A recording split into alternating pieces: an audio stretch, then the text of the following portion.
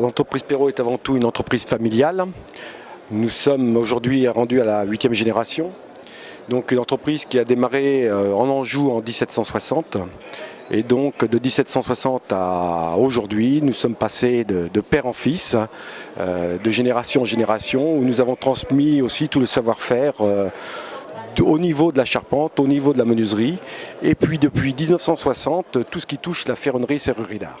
Tout ce qui touche le savoir-faire des hommes, et des hommes aussi bien en menuiserie avec cette porte qui est représentée derrière moi, qui est une porte donc en acajou, où là il y a un travail de menuiserie, de savoir-faire.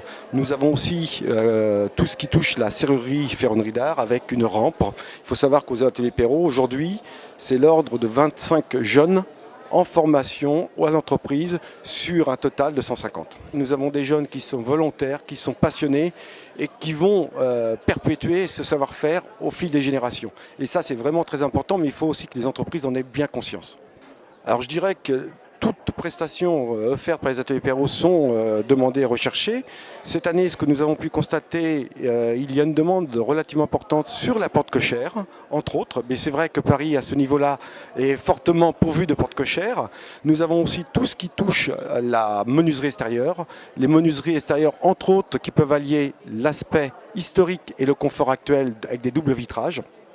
Et sur ces points-là, l'entreprise Perrault, sur toutes ces technologies, souhaite développer et poursuivre ce développement au niveau du confort actuel. Aujourd'hui, nous sommes sur le palais de justice de Rouen. Nous sommes sur le domaine de Versailles avec notre confrère Asselin sur la restauration des menuiseries. Nous sommes sur le chantier aussi de Lunéville.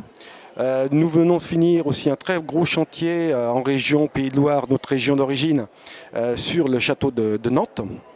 Nous avons de nombreux chantiers à l'heure actuelle aussi sur la Bretagne et de très nombreux chantiers aussi privés, puisque le privé est aujourd'hui relativement important dans l'activité des ateliers Perrault, puisque ça représente de l'ordre de 50%.